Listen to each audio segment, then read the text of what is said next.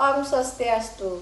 Perkenalkan, nama saya Nika Dek Cahyana Ardiningsih, NIM 8590385998. Di sini saya akan melakukan praktikum pengelompokan jenis zat dalam makanan.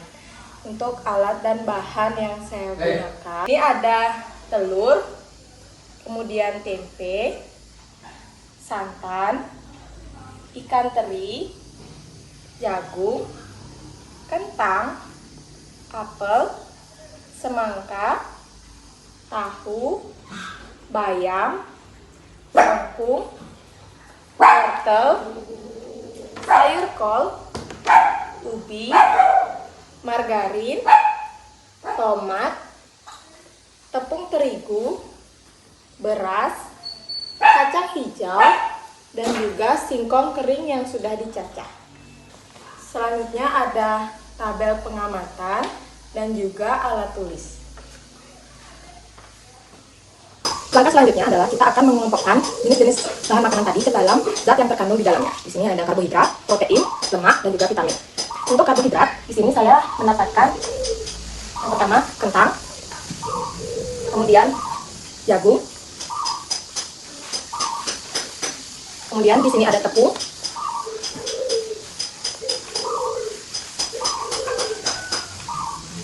kemudian beras,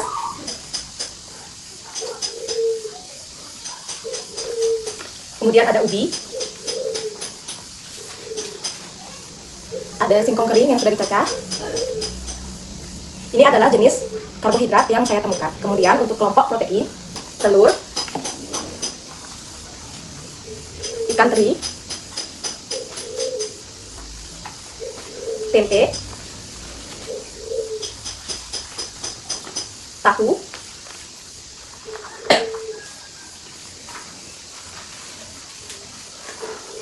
kacang hijau.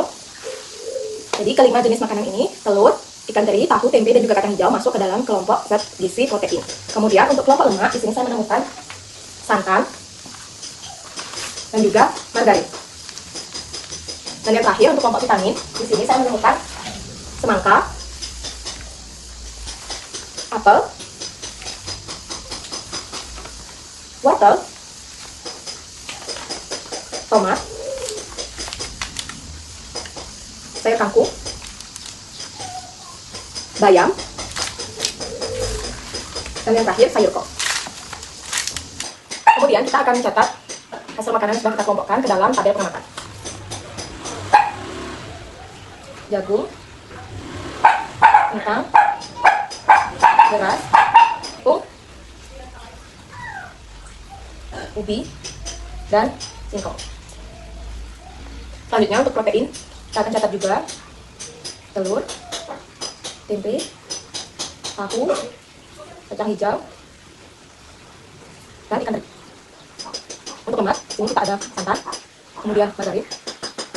Untuk vitamin, ada semangka, apel, wortel, tomat, bayam, kangkung, dan sayur kol. Baik, demikian praktikum pengamaatan zat dalam makanan. Selanjutnya kita akan melakukan praktikum mengenai pengelompokan jenis sayuran. Selanjutnya, untuk praktikum pengelompokan jenis sayuran, di sini saya sudah mengumpulkan 20 jenis sayuran, di mana ada kentang, timun, terong ungu, wortel, daun katuk atau daun kayu manis, daun singkong, daun pakis, daun kelor, kol, sawi putih, terong, toge, kangkung, bayam, tomat, kacang panjang, buncis, pare, ladu siam, dan juga kacang merah. Untuk alatnya, sini saya menggunakan tabel pengamatan dan alat tulis. Selanjutnya, kita akan mengelompokkan ke-20 sayuran ini berdasarkan jenis sayurannya, yaitu ada sayuran daun, umbi, buah, tunas, dan juga kacang-kacangan.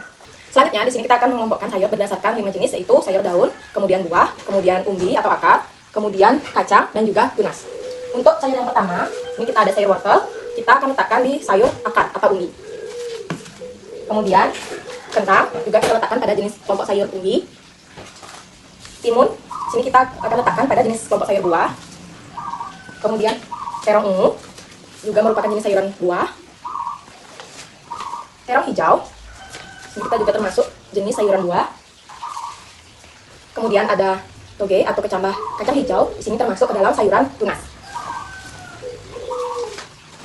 Kemudian ada kacang panjang, sini termasuk ke dalam sayuran kacang-kacangan.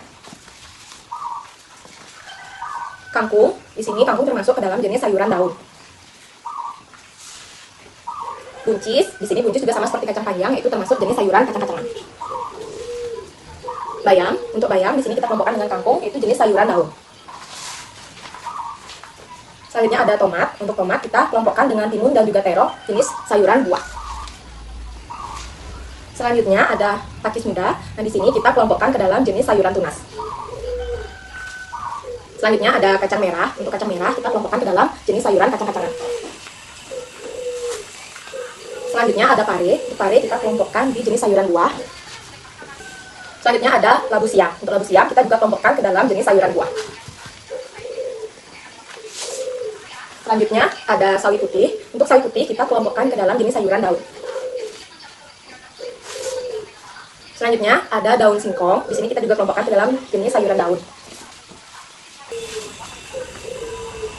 Selanjutnya ada daun kelor. Di sini kita kelompokkan ke dalam jenis sayuran daun. Kemudian ada daun kayu manis atau daun kapuk. Di sini kita kelompokkan ke dalam jenis sayuran daun. Dan yang terakhir ada kol. Kita juga kelompokkan ke dalam jenis sayuran daun. Ini adalah pengelompokan jenis-jenis sayuran. Selanjutnya kita akan catat ke dalam tabel pengamatan.